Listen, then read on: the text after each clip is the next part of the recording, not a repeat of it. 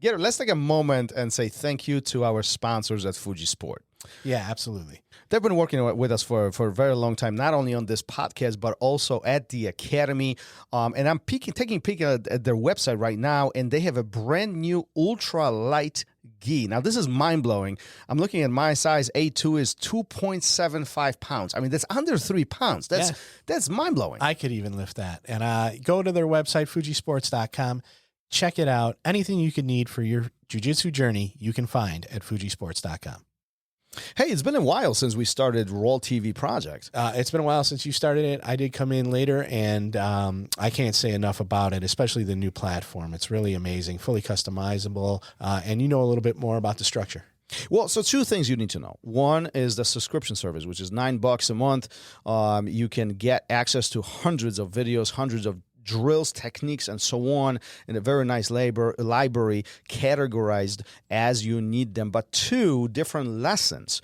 You can actually purchase those individually and you own them. So the subscription is not tied to it at all. You can look at things like spider guard, half guard sweeps, half guard chokes, folding pass, and so on. There's so many of them out there. So take a look and see where you need help with the videos, right? 30%. If you type in RŌL Radio as a code. Who doesn't like saving money? Go to rolacademy.tv. What's up, everyone, and welcome back. If you haven't already, please remember to hit the like, share, subscribe, download, listen, and whatever other button there is, and leave us a review wherever you do listen. That ensures that we can continue bringing you the great guests and amazing content that you have come to expect. On this episode, our guest is coming off what many would consider the biggest competition of her career, beating a legend in the sport of grappling to win what many consider the ultimate grappling event. Amy Campo discusses that win, how martial arts has strengthened her family bonds, her mental preparation, and how we've always needed to seek the truth. Here is the RŌL Radio with IBJJF World Champion, PANS Champion, BJJ Black Belt under Edwardo Mori, and 2022 ADCC World Champion, Amy Campo.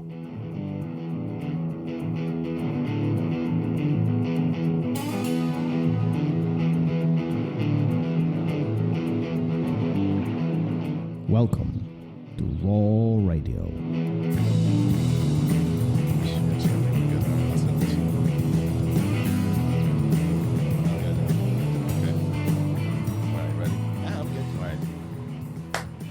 And we are live. Yeah, here we go. Just because you requested, I want to do it live. Just so like it's like formal. Oh, hold the on, clap? wait. Yes. All right. There you go. Now There I you know go. where to start the editing process. But this is what happens when you're not here. I was out. Things I was ill. fall apart, Yes. literally. Like, I was even talking about it on the episode. Like, there was a lot of pressure on me when that seat is empty. So you can handle it. You can handle it. don't let your head get too big. Okay, I won't. It's just like everything went fine. No, So- you know me. I don't. I have very low self-esteem. So, hey, before we get started, Tap Cancer Out. They're still going strong with the charity tournament series. Soon they'll be in Chicago. They will be in Jacksonville, Florida, and Philly. So right after this episode is released. So if you're listening to it, definitely check out their site at www.tapcancerout.org/tournaments. You can sign up. So definitely go there, find your city, and sign up. They're looking to donate another $1.2 million this year. So everything's open. Go there, sign up. John's doing great work and help those guys out. We got like 10 people at least when they're here in Chicago on the 22nd. So Yeah, It's gonna be I good think time. it's a good, well-run tournament, and they Oh, are, absolutely. they're doing a good job as far as what they do and how they do it, and good for John. John is listen, and anybody who's making an impact, at least in my eyes, anybody who's trying to make an impact on the jiu-jitsu community is good for them. That's good stuff. I love that stuff. How you feeling, by the way? I'm better. You better? I'm still a little congested. Yeah. Probably hear it. My sexy, Easy. scratchy voice. Easy. Take a notch down. Okay. Sorry. Better. So, Yeah? Yeah. So thanks for the week off. That was pretty gross. Oh, don't worry. You're gonna make that up. I am. I've been working hard already. working hard. Like I said, this podcast almost fell apart. At least I know I have a purpose, or at least, importance. Importance. So, yes. You're not completely irreplaceable. At least not here. Home might be a different story. I there don't you go. know. But All right, let's How do you this. feeling? How you feeling about our most recent event from this weekend? We didn't. I'm sorry, Amy. We're going on a little long here, but we just had bring her in, and then we'll talk about it. All right, Amy. Amy Campo. Great to see you. Thanks for hanging out with us. Sorry we're getting sidetracked here, but we just have Chris. We had a Chris Haueter for a seminar this weekend, and I don't know if you had a chance to interact with Chris. Great personality, and many decades on the mat, but very unique personality. So I'm curious what Gary what his perception on this was. Well, it's going to be an interesting edit for you. We videotaped it, and it'll be on RŌL TV, but. It's going to be the first one that has a warning, explicit content on there. Chris is awesome. He did a great seminar. And I think people took a lot away from it, and a lot, it wasn't your typical seminar. It was almost 90% of it was standing. And old school. Really, really great stuff. So, old school. Yeah, old for school. sure. I mean, have you had a chance to meet Chris in person ever? I might have. I probably don't remember though.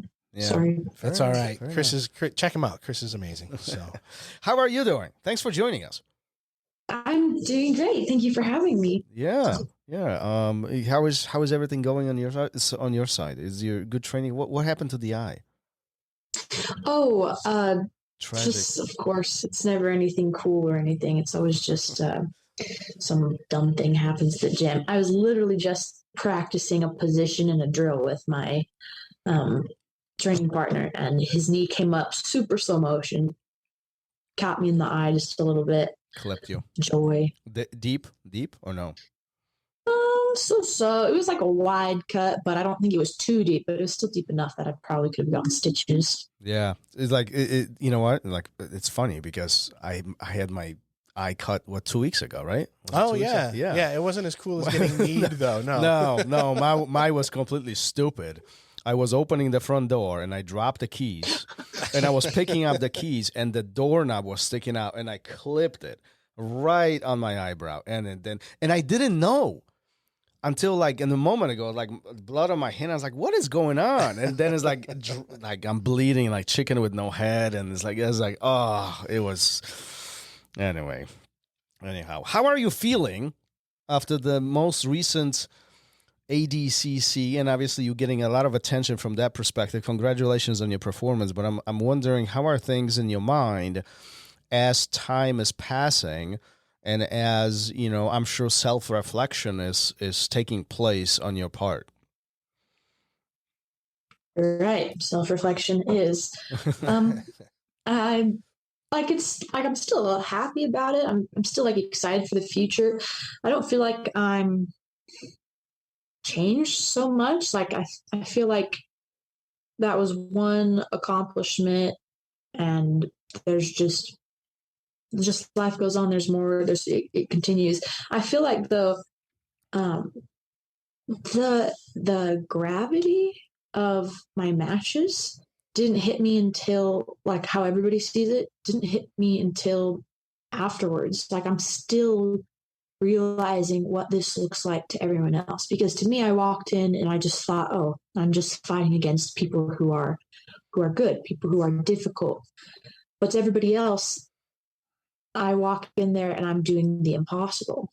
So I'm still getting used to seeing and hearing people talk about it that way, and I'm still like, oh, that's interesting. So that's interesting perspective, right? So you're walking in there, and for you, this is just another match. Are you refusing to accept who you're fighting, or like where does this mindset come from? Because many would analyze this. Oh crap! This is who I have to fight. This is the magnitude of this. This is the event. There's thousands of people watching this live, and then who knows how many online. Are you intentionally separating these factors to bring the most focus to yourself? I think in a way, yes, because in my mindset, like, what's the truth about this competition? That it is another competition. I mean, it's ADCC, it's not, but it's another competition where you're going to step on the mat, you're going to fight. Okay, that's something you do every day. You get on the mat and you fight. What's the truth about my competitors? That they're human, that they both do jiu-jitsu, that their size is not a mystery, and what they do is not a mystery. Like, I roll people who are big at the gym too. Okay, so what's the truth about this? I roll people big at the gym too. I roll people who are good at jiu-jitsu too. So the truth at the end of the day is that we are going to go to this competition. We are going to fight the same way like we go and fight at the gym. And at the end of the day, this is just representing jiu-jitsu. And that is what I know. That's a very humble opinion. I mean, that's a very humble view. How in the world are you getting to that mindset? I'm really curious now, because listen, if everybody thought the same way, we all would be at Olympics. But that's not the case. The pressure of the event, the pressure of our opponents, the pressure, the magnitude of what we are dealing with often separates the best out of the best from everybody else. So what is your recipe for success? How are you framing this in ahead of a huge event like this? I would say by remembering the truth. Wow. As simple as that. Wow. That's kind of mind-blowing. I'm speechless. We are done. This episode is over. Right. There we go. No, really, that when I first heard that, I heard it from a talk in a conference I went to. When I first heard that, that was like the key and the solution to almost all the problems I have. Every time my mind is shaken by something, or before it even has a chance to now, I immediately go to, what's the truth about the situation? What's the truth about any tournament? Well, the truth is that you're going to learn something monumental no matter what. Whether you win or whether you lose, you're going to learn something that is going to give you the opportunity to change the way you feel, to change the way you act, to change the way you fight, to change the way you live. That is the truth behind each tournament. And when you think of it like that, instead of being anxious for who you're going to fight and what you're going to do, you can just think, I am so grateful for this opportunity, and this is going to be the absolute best thing. This is exactly what I want. It just gives you a perspective of truth, and that allows you to be free. Is that something that you developed, or is that, something that your coaches helped you with? Is that your natural state? How did that come? Because it's a maturity level that I think a lot of people don't have, who have even been competing a lot longer than you, or on that grander, of a scale. Yeah. It is something I developed just through life, just through learning. I got it from spirituality, honestly. Like, a lot of how I've been able to develop my mind has come through spirituality, and jiu-jitsu was the platform I got to practice it on, and also the catalyst to develop it quickly. So how did it all start? Jiu-jitsu. Jiu-jitsu. How do you remember your first day on the mat? My jiu-jitsu journey started with my older brother fighting people at the skate park. All right. Let's talk about your older brother. Yeah. Let me elaborate. So my brother Ryder, he would get in street fights. And my dad was like, son, I need to teach you how to fight. How to really fight, how to really protect yourself, because my dad didn't have that, and my dad had to get in a lot of street fights, and I'm sure most of the men's population does, and I don't know what percentage of the females do, but whatever. So he takes him to a gym, and he's trained for a couple years, and my dad was dropping him off one day, and he's like, hey, you want to come for the ride? And I was like, yes. And he took me and he let me watch all the classes that were going on that day, and he just kind of looks at me and he goes, so do you think you'd ever want to do something like this? And I just looked at him and was like, and she's nodding for all. And rest was history. Yeah. My mom was not having it at first. I honestly didn't think anything would happen because my mom was super conservative at the time. And to my surprise, he goes and talks to the coach for a while. I was getting a little impatient, and he was like, he signs me up for all of the classes, all of them, buys me all of the gear. And I was like, oh my goodness. And he's like, don't tell your mother. You're in. So Yep, I'm in. just to frame this in, this is a jiu-jitsu classes, right? You're talking about jiu-jitsu classes or some other fighting styles? Nope. I started jiu-jitsu, MMA, and kickboxing all at the same time. All at the same time. Why not? I mean, if you're going to jump in all in, right? So what's your mom's response Sure. when you get home with Yeah, all so- this gear?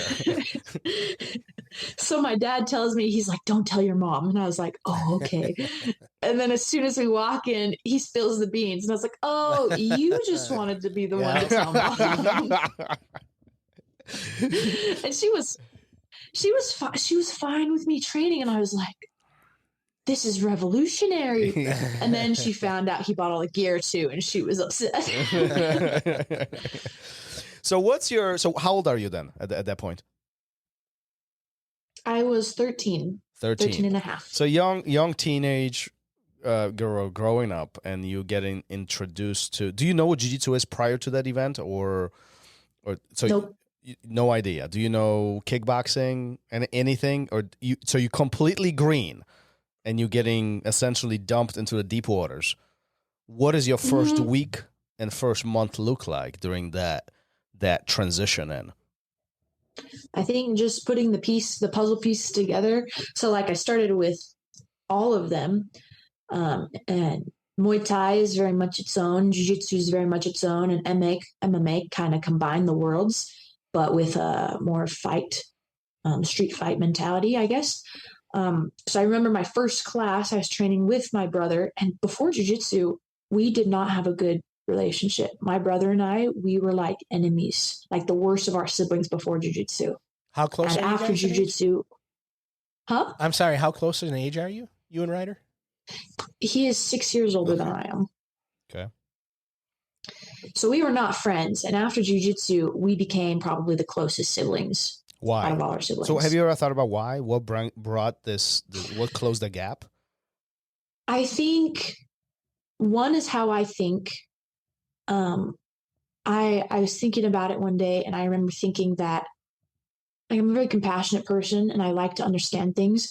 And my family kind of acted like when we were younger, it kind of acted like he was a black sheep and kind of acted like he was like just this punk and that's all he was. And I remember looking at him one day when I was in the kitchen, I was just thinking and I was like, I bet you are not what everybody thinks you are. I bet you there's a different side of you that nobody else knows. And I just started to treat him like that. I started to treat him like decently and just be kind to my brother. Like I started to treat him like that. And he noticed that I was treating him differently, that I saw him differently, like he could see it. And then when I started jiu-jitsu, we had something in common. And when there'd be like fighting going on at home, it was kind of like we had each other's back, like, or at least he stepped up for me a lot. Like he started to defend me when my mom would be yelling at me for stuff. He would step up to protect me. And I remember just being like, whoa, like that never happened before. And so because of jiu-jitsu, we were able to make this relationship and this bond. We had something in common. We cared about each other. It was cool. So really cool. Did you guys train during the beginning period of your training? Did you guys train together, or was this different classes? What did this look like? Give us a picture here. My first day training, I was training with Ryder I actually think my first day was a kickboxing. It was like a Thursday. Then I came back the following Monday and I did my first jiu-jitsu class, and it was gi, and we were working on triangles. So I remember the coach came over and he showed me what side control was and how your back gets flattened in side control, and it really sucks. And then we were working on triangles, and they were teaching me how to cut the angle for a triangle. And I remember I didn't really understand what I was doing, but I knew how to mimic, so I just did it. And they're like, yeah, you did it right. And I was like, really? I don't know what I'm doing. I'm just doing what you did. And that's how most of my first couple of months of training is I just do that trick. Okay, I can do that. I don't know why I'm doing it, but I'm doing it. So as time unfolds, so he's 6 years older than you. Does your dad train with you too, or no? That's not the case. He would like to, but he couldn't. He's working. Okay, so it's just two of you. You guys creating this growing bond between you and your brother. and time goes on, breaching over to, older years and so on. How is this relationship now being impacted by your jiu-jitsu and vice versa? How is your jiu-jitsu benefiting from the growing relationship between you two? Oh, it's great. In jiu-jitsu, we can be training partners. In striking, I'm more advanced in jiu-jitsu and he's more advanced in striking. Like we have separated to like strengths. Yeah. So it works out really well. He will help me with striking, which I don't really do as often anymore, which is sad. And then I will help him with jiu-jitsu, and a lot of times we'll end up training and being a part of the same training camps for jiu-jitsu. What made the path go to jiu-jitsu instead of MMA or instead of Thai boxing? Well, I was able to start competing in jiu-jitsu a lot sooner than I was able to start competing in MMA legally. Mm-hmm. So I was able Wink, to, wink. not that I did anything illegal. I did not. It was an idea, but I did not. I was able to compete and find new levels faster in jiu-jitsu because there were levels open to me, and that wasn't the case in MMA. And for some reason, I didn't think about Muay Thai. I was just thinking about MMA, I guess. Just natural progression, kind of organic growth from towards jiu-jitsu. I don't even know what I want to say, just Lord. But here's the main thing that I really want to pick your brain on, because jiu-jitsu and perhaps even Thai boxing or MMA, it is a male-dominated sport. There's by far more men doing it than females. And even me knowing as an instructor and having an academy, often conversation that takes place between women and just within the community, often ladies don't have many training partners to set them for success from a size perspective, strength perspective, and so on. How are you developing this? You're starting this at 13, continues growing on. Obviously, you are successful today, right? A lot of accomplishments from that perspective. But how is your training getting shaped to bring you to the point where you are today? Gotcha. There's like 3 questions in that. I think coming from what I care the most about with jiu-jitsu is that, and martial arts in general, is that its original purpose is self-defense, is to protect you in the scenario of a fight. So largely when I train, I consider that has to be what gets met first. And like I know in IBJJF, it's a very specific training and you have a specific mindset for that. But martial arts, its purpose is for a fight. So I don't forget that. And if I'm thinking of this as if it's for a fight, I'm going to think of the worst scenario and the most difficult scenarios to make myself capable of handling. And I have no problem training with the guys because when I imagine that scenario, I imagine a guy. So I think a lot of girls, they probably don't start or they don't keep up because like, oh, I don't have a female training partner. But for me, that was like, oh, yes, I want the bar raised. I want male training partners. And it worked out well for me that we happened to have guys at the gym who had enough control to not just end up brutalizing you and hurting you so that you can't train anymore. So that I think that was also another thing that helped me with that. Training, I view the same as if you're preparing for a legitimate fight. You want the best training partners, and guys are going to give you the best training. So like, if that's what you got, that's what you got. And I'm not opposed to that. Not that guys give you the best training, but there are a lot of times they're harder. Men's jiu-jitsu is more developed than women's jiu-jitsu, and I want that. If there are girls at the gym who are more developed than the guys at the gym, great, I want them. But it's not the case because not a lot of women believe that they can do it and are willing to put themselves in the spot of, I'm incapable currently. This is going to be hard. I'm unaccustomed to this or I'm uncomfortable with this. Not a lot of women are willing to go out of their comfort zone to make that happen. So that is what I want. So how do we change that, or should we not change that? And I guess I suppose what I'm trying to ask is there's many women who want to try jiu-jitsu, but they are hesitant because of these circumstances. And I know what you're saying as far as safe training environment, But let's remove the unsafe training environment from this conversation.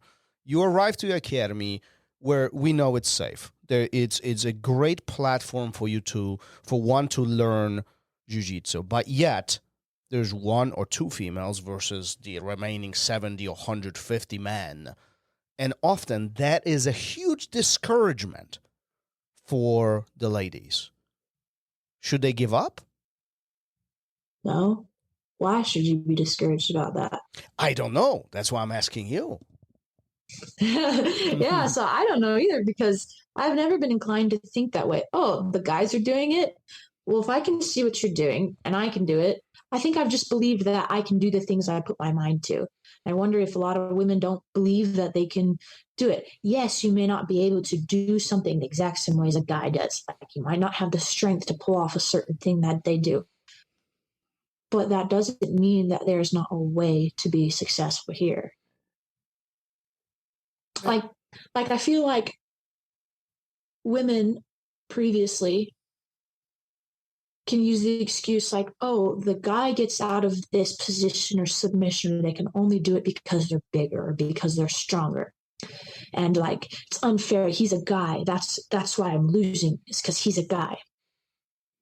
Well, that's not a problem that's unique to women. Guys deal with that problem too. They're guys that are bigger and stronger than other guys. I and agree. What do they have to do? They have to find a new avenue. And that's what I think. I think women are very creative. And I think they have other attributes like more flexibility, more speed, or not necessarily more, because there are guys who have that too. But I'm just saying that there's other ways for it to work. And I think women in general got to stop with the excuse that just because you're bigger, just because you're stronger, you're getting away with this. No, find something else. You're not going to find everybody. You're not going to walk into a street fight and be like, oh, sorry, I can't fight you because you're not my same weight and you're not my same gender. Like come on. Yeah. It's find a new avenue. And it's doable. It can be done. The guys do it all the time. What about your training camp? What about preparing yourself for a specific tournament? I mean, obviously finding somebody who is mimicking your opponents will be difficult, will be challenging. Do you still train with guys who are, outsize you, or they're stronger or bigger or better, or are you seeking to replicate the scenario that you will be entering in during the tournament? Right. So I have a couple of thoughts on this. Yes, I still train with people bigger than me, as long as they have enough control over themselves that nothing weird happens and I get hurt. Correct. Okay. So, and like when you get somebody who's like 50 to 100 pounds bigger than you, okay, it's just easy for things to happen with them. So maybe you train a little less with them. But if they have a lot of control, it's fine. I think another thing is knowing what you're competing in, like different rule sets, knowing the strategies for different rule set, because that's really important to performing well. And as far as knowing my opponents, I think I develop more of myself, and my coach studies up on a lot of my opponents before I get to, and he's already training me on how to not fall into their game. Like, I already have a defense and understanding of what they do. So I already understand what to do and what to not do, so that I don't fall into that. Most of the time, as long as you don't fall into some rabbit hole that your opponent gives you, you have the opportunity to go to your game, to go to the way you fight. And that's how I fight. I go to doing what I do best. I go to doing that right away. And I just make sure that I don't end up playing into a secret trick that you have. So essentially, you're taking my tools away from me while you're advancing in your own game. Sure. I wouldn't say taking them away. Yeah, maybe it's taking them away from you. I just don't let you use your tools. Like if jiu-jitsu is like a big spider web, I try to chain the web of the spider web towards my strongest areas in the spider web, and remove you from yours and come to mine. Yeah. I mean, that's... So how would you tell somebody, who's not on the same level, let's say, as you, where they're not going to know their competition. They're not, they're going into Tap Cancer Out in a few weeks here in Chicago. They don't have the ability to really know who they're competing against.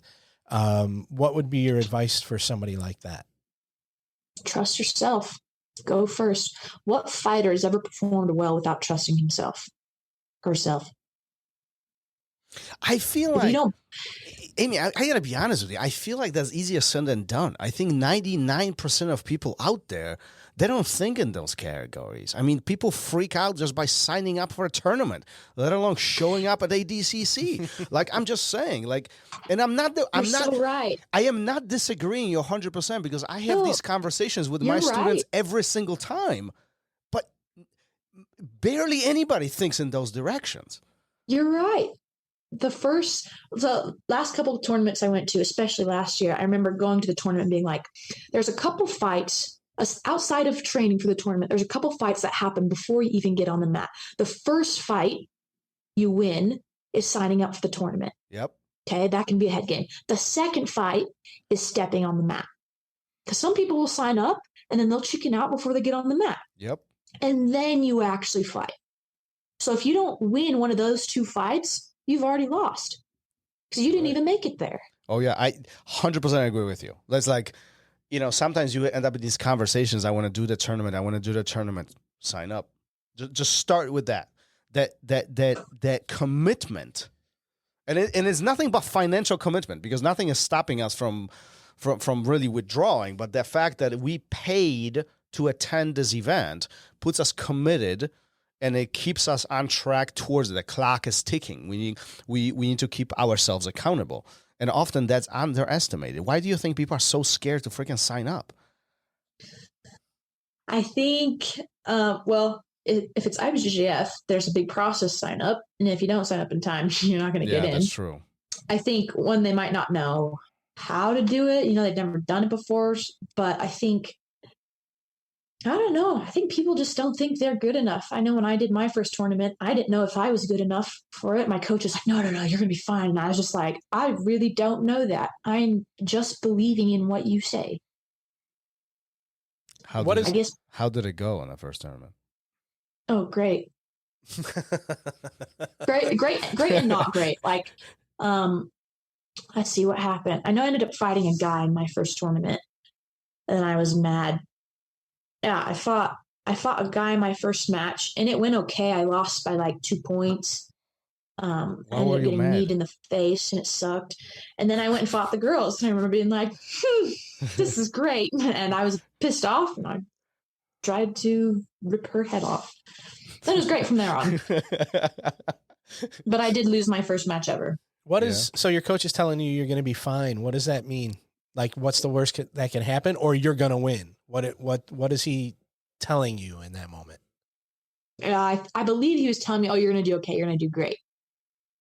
And I was just like, what does that mean? How am I going to, I don't know. And I guess it is intimidating to go and do it because you don't know what this experience is going to be like. But I fall back on the mentality of, okay, you know what? If this was a real fight, this would happen. And, this is actually safer than a real fight. So just shut up and do it. Just shut up and do it. I'll use that. Stop thinking. I saw a post on Instagram not too long ago, and I wish I remember exactly how it was phrased, but it was something along the lines of, men is not so, basically men are more preoccupied and worried and fearful of the thought of their problem. Don't actually make it to the problem. Does that make sense? Yes. No, absolutely. Yeah. So I think about that all the time, and I'll find myself doing it. I'll be like worrying about something, and I'm like, I'm worrying about this problem and I'm not even in it yet. Like, yeah, chill out. Yeah. It's like there was that meme I came across recently. It was like the guy is like drowning, seeking help, in water, but it's like half a foot of water. Oh, sure. All you got to do is stand up. All you got to do is stand up. And like, why are you creating problems that don't exist? Like, All right, so let's go back to that ADCC. So, obviously huge opportunity for you. Do you feel any pressure approaching the event as it's being presented, as it's creeping up as far as the date is concerned? Yeah, there always is with every tournament. I never take any tournament any more or less seriously, because they're all important. So yeah, I think ADCC does have a different aura about it. That is a little bit more like there's more of this hype aura. But I think I had too good of a perspective about it being like a great opportunity to be super bothered. But yeah, I was anxious for it.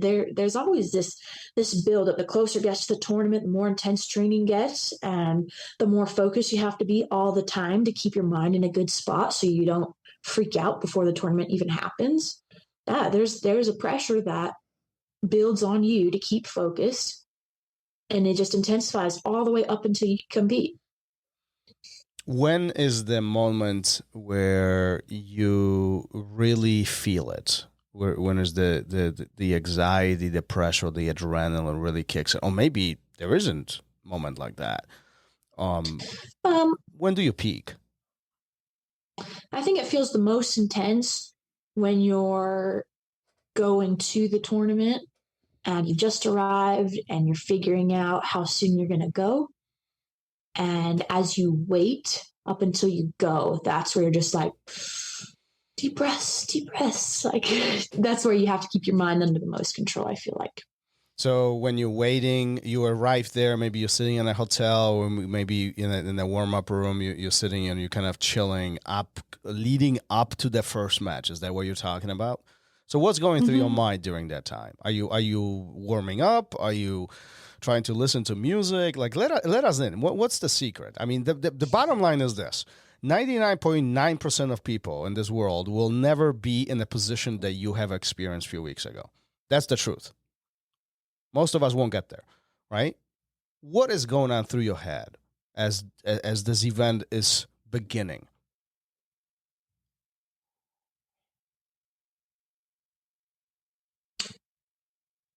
In every tournament, I really don't think a lot. Well, at least I try not to think too much. I know why I'm there, and I've come to learn to trust in myself and what I do. And there's not much more you really need to think about. Aside from putting it in your mind that you are willing to do everything and that you are going to do anything in your power, there's not much more you have to think about. You said I don't listen to music. I feel like music is great at distracting you from something you don't want to think. And I feel like that's maybe a reason why some people use a lot of music. Music can also be motivating, but I make it a point that whatever I need to feel for my fight, I can generate it from my own thoughts. You said that you know why you're there. Why are you there? Why are you there? What's your purpose? You're there to compete. You're there to perform. You're there to have the experience necessary to teach you where you're going to grow. So you're not necessarily there to win.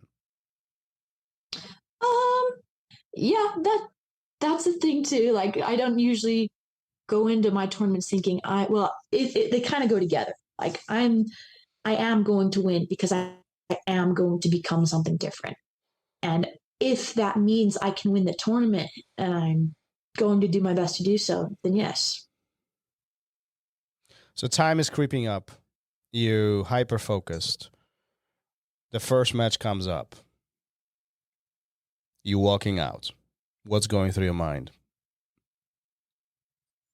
At ADCC? Yeah. ADCC with Elizabeth Clay as my first match. That's right. Someone I fought twice before this year. So I was a little surprised that they put us together again because we fought the trials, but whatever. I don't make the rules. I didn't take it lightly. I never do, especially when it's a rematch because someone can be out for blood. Yeah. I'm sure most people fight like they're out for blood. I just did the same thing. I just said, I know why I'm here. I know what I'm going to do no matter what. Willingness is the first thing I put in my mind for every fight, that I'm going to be willing to do absolutely everything. And it is going to give me everything I'm looking for in return. I was just willing to fight. Do things get easier after the first match? Mentally? Oh, yeah. After the first match, you're generally more warmed up and you've kind of moved a little bit. Like, I think after the first match, you're set in for the most part. And well, that's kind of funny too, because then there's usually like a couple hours of waiting, or in this case, there's a day of waiting for your next match. So you just revert right back into focus mode to get ready for the next one, because it's going to be a while and you're going to have to re-warm up. Yeah. At which point you find out that you're fighting Garcia? I never, not for a second during training camp, did I think I wasn't going to fight her. Really? Okay, so that's interesting. So are you prepared? Like, there's a chance. There's a chance I'm not going to fight her. Yeah, but let me challenge that. You can't prepare for every single fighter, right? I mean, can you? Is that how you prepare? I guess that's a question. No, like, a little bit about each person, but right. like I didn't gear my training towards I'm fighting this person. I geared it towards jiu-jitsu. I geared it towards where are my strengths and where are my weaknesses. Does this person have another strength? Okay, I'm gearing this towards jiu-jitsu and not towards you. My fight is with jiu-jitsu, it's not with you. That is Does that interesting. make sense? Yeah, it makes sense. I think you're looking at it from the perspective of, again, playing your game, right? And not allowing anyone else to play theirs. And if you know enough that when you see those traps coming along, well, you know how to navigate those and get back to what you want to do, and what you want to impose on your competition. Mm-hmm. There you go. Yeah. So as all of this is unfolding, which one is, out of the 3 matches that you did a couple of weeks ago, which one was the toughest in your mind? It has to be Gabby, just because like I had to be very smart. I had to keep a really good posture, otherwise I would get slapped down. I couldn't just do anything that I wanted at any given time. I mean, I guess I could, but that's just not a smart thing to do. I had to be very strategic and very smart about when I would do things. As I was watching that match, it appeared to me you were extremely patient with the whole situation. I mean, there is anybody who watched it, it's like, it's not a secret. You were outsized, outstrength, strategy had to be a big component of it, but the patience that you've shown during that match was something really, I think, not often seen during matches like that.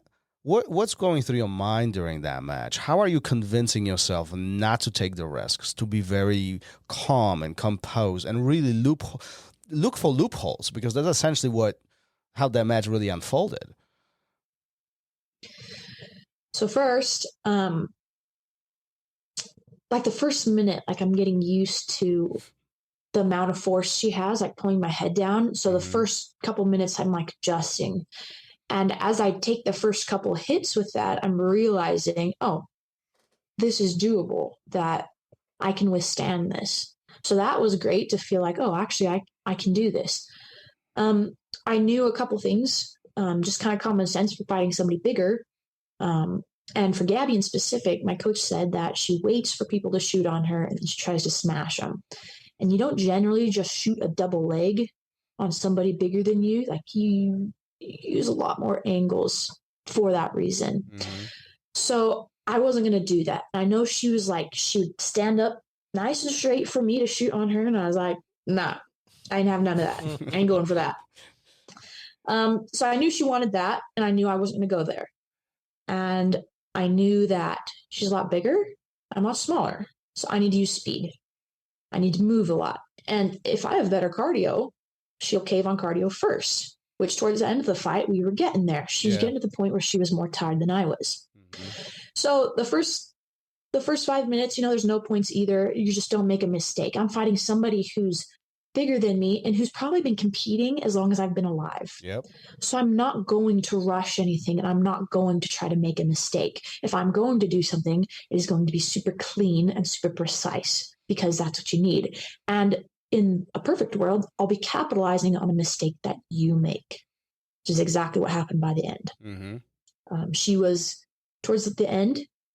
I knew there was points now, and she was getting more tired, and she kept driving forward, and I tried my arm drag a couple of times, knew that it was working out well. So I just waited until the right time. Have you've seen bullfighting, yeah? That's what it was. I waved the flag, I stepped back. When she charged, I moved out of the way. Yeah. And then I just got on top, and the rest of the fight was how it was. Didn't you love the rule that now you can continue off the mat? Yeah. Well, and I didn't realize we were that close to the mat edge. But I mean, I guess we were the whole time, because she was pushing me towards the mat edge. Like, she could have pulled me to the center of the mat. Like, that would have been nice. Then we could have stayed on the mat, but all right, whatever. Like, I didn't realize we were that close to the edge, but we were. And I know the first thing about ADCC is you keep fighting until the ref says stop. And that means if you go off the mat, you go off the mat. So we went off the mat. Yeah. Well, good for you. I mean, that was, if not one of the more entertaining matches of the whole event. I mean, definitely a big highlight.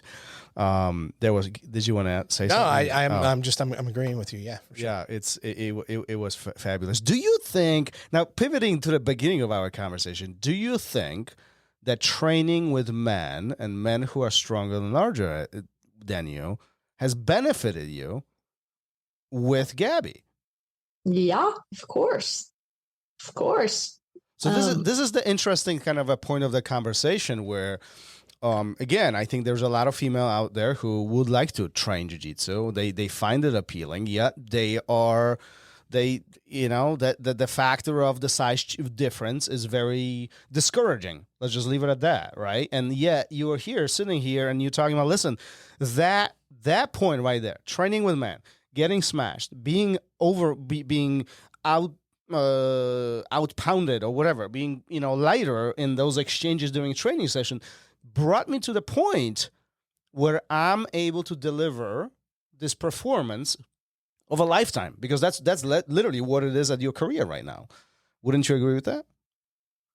Sure. Is monumental. Training with guys pays off. Look at that. I should try. Gary, you should try. I should try. You should train with guys. Well, Gary, you should train with guys more often. Yeah, Gary, you should train more. Period. Yeah, I think it's the same. I absolutely should. But we talked earlier. We did talk about like the guys have those same issues. I just think it's more pronounced for women. And I agree. And and this goes for everybody. If you could just find those partners that you're going to be safe with. It doesn't matter if they outweigh you by 10 pounds or 30 or more. That's who you want to go with, and that's who's going to help you get better. So don't worry so much about finding that person that's your body type or closer to your size.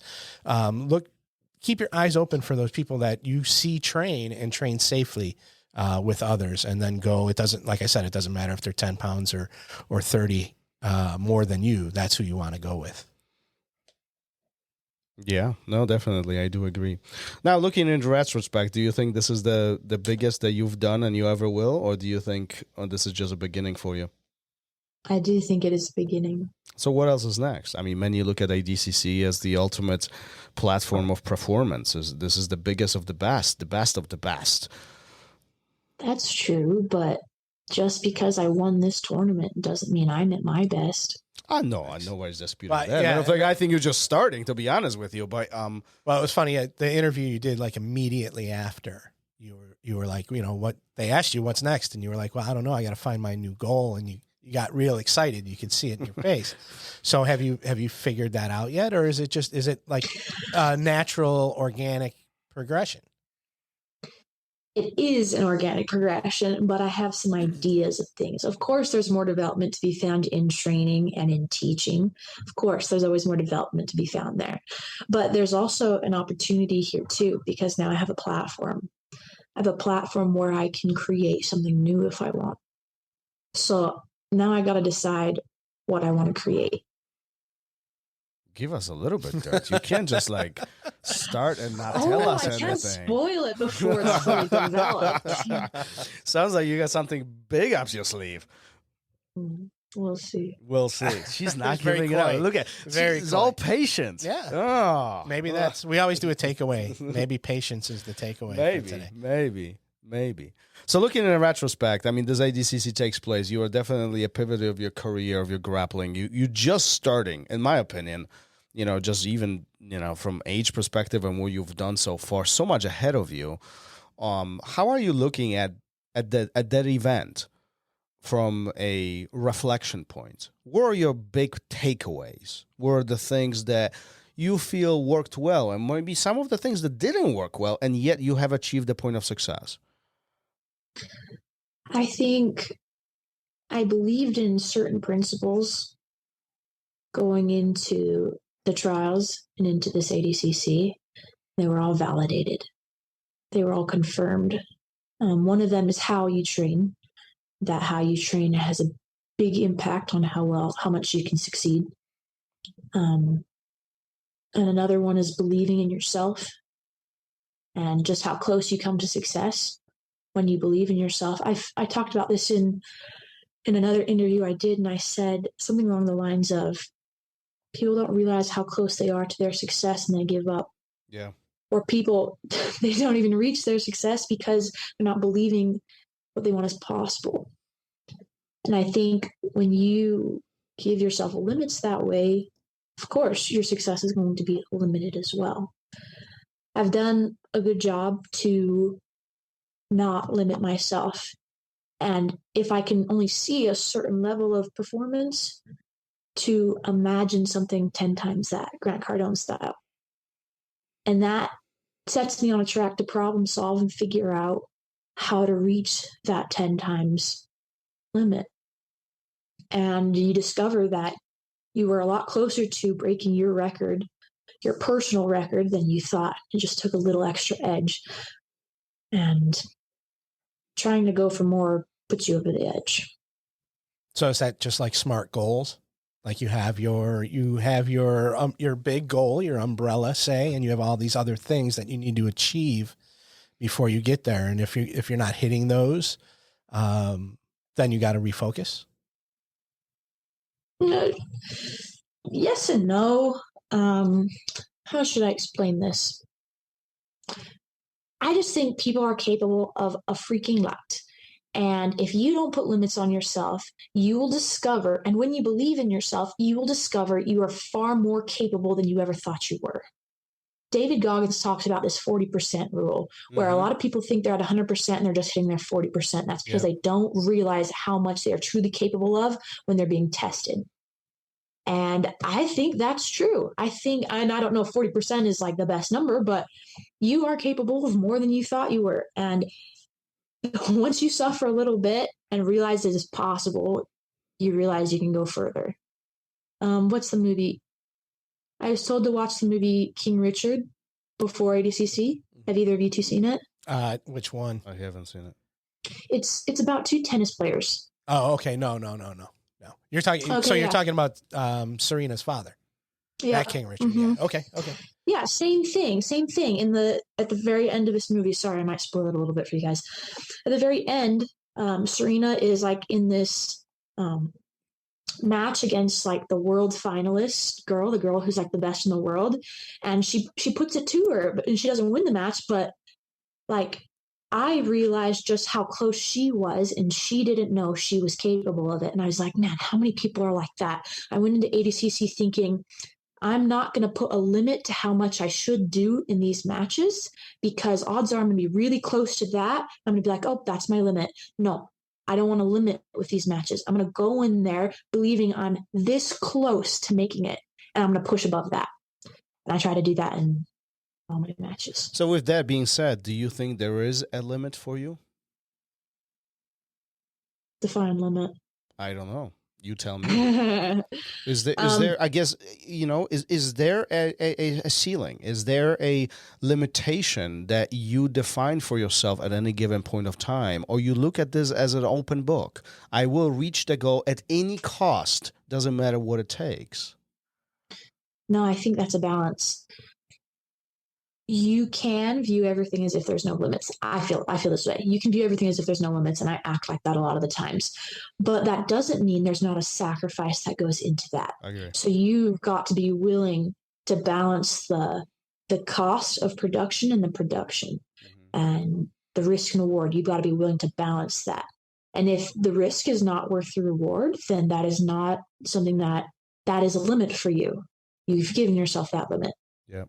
Yeah, and I think that's why a lot of people do give up on their goals. It's they're unwilling to put the work. They're unwilling to take some of those sacrifices. And sometimes those sacrifices are small, but yet we are unwilling to push past that limit.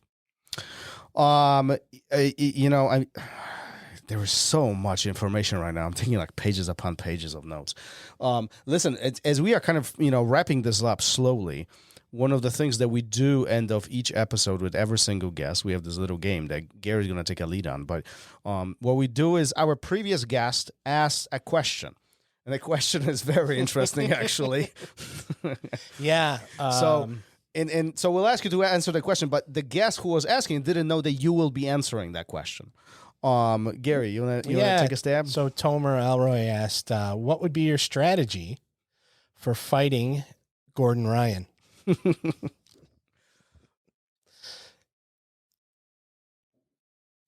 How much time am I allowed to think about this? You got all the time in the world. You're good. I've got on the board here. I've got 6 hours left of recording. 6.5. I can walk away and come back. But as as this question is being presented, what would be the first thing that you would think about if a match like this was to take place? I think I would ask why we are fighting and if it's necessary. Elaborate. Like, okay, what's the purpose of this fight? And did this fight need to happen? Or is there a bigger goal that we both have that we can make work without this? Hold on. So are you saying that you don't want to fight Gordon Ryan, or are you saying that Gordon Ryan has no chances with you? Oh, I want to make sure we're on the same page. So what's? I'm saying, what's the goal here? Right. I mean, it's a silly question, but I think it's hilarious. I think that. So let's put it in perspective with what you just went through. I think you were heading in you knew you were heading in the direction of, up to that point, maybe I'm wrong, but the biggest fight you've ever had, right? The biggest, in quotes, fight you've ever had. So is your preparation for that any different than it would be for the next biggest fight that you're ever going to have? Sure. I mean, there are little things you tweak here and there to like advance your weaknesses and build on your strengths, but the concepts behind it are the same. You still got to be willing to suffer. You still got to be humble. You still got to be willing to work hard and even do more than the class is going to require of you. Sure. That makes sense. So humble. So many little things. All right. So who is next on your list? Who's next on the, again, beautiful. Me. You. What does that mean? Are you focusing on yourself? Forever, I will be at the top of my own list because I am my own worst enemy. Now that's deep. So what's the one thing you want to change?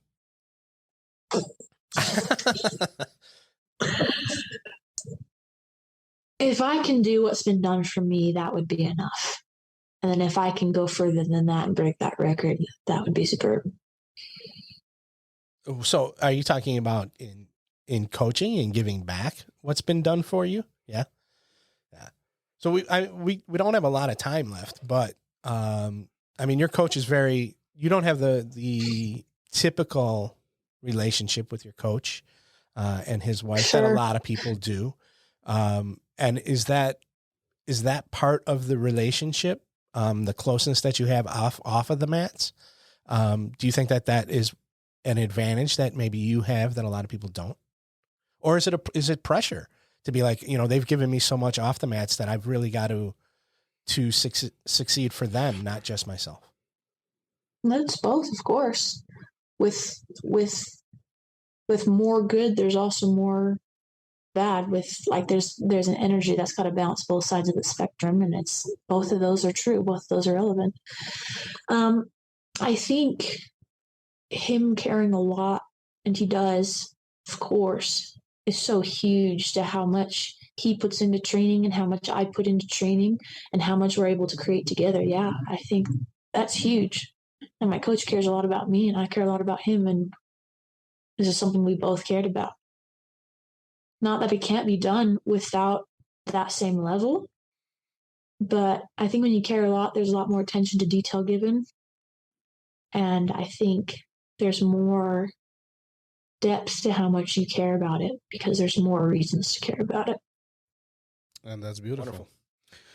Awesome. All right. Well, if anybody wants to find you and talk to you, ask more questions about some of those deep thoughts that you've been sharing with us for the last hour or so, where can they find you? Sure. So I'm on Facebook at Amy Campo. You'll see my picture there with my coach. I'm on Instagram at Amy Campo Fighter. And if you want to reach out to me and have me get back to you within a day, text me on Messenger. If you text me on Instagram, I promise it's going to be a minute. It's just how it is. Fair enough. And we'll make sure to include all of the links in the show notes. So if you guys do want to reach out, you do want to ask Amy about her training camp, her experience, and some of the experiences that she's had in the past decade or so, being on the mats and or even the most recent performance. Feel free to do it. I would take advantage of it, and why not? It's always awesome to pick somebody else's brain and see what their perspective, especially when we are so close to getting to that goal. You know what I had when you were talking about the movie and achieving the goal so close? Like, there's this meme where the guy is digging for the gold and like he gives up literally when he's like inches away from the big treasure. Right, it's right there. Yeah, it's right there. It's like you know what I'm talking about? No, but I get it. Yeah, I mean, I understand what you're saying. Yeah. It probably was in Polish and you skipped it. I would skip it if it was in Polish. Not that I have anything against Polish people, but I don't speak it, so I wouldn't understand, and I would move along. Yeah. All right. Anyhow, Amy, let's wrap this up for today. Thanks for being here. Thanks for sharing all the wisdom, your experience, and we'll be looking out from sidelines and watching you as you grow and as you continue performing. Good luck to you, and thank you for everything so far. Thank you so much. Thanks for having me. Thank you for listening to RŌL Radio. If you enjoyed the show, don't forget to leave us a review and help us make the show even more amazing. For future episodes, check out our website and follow us on all major podcast platforms. Take care.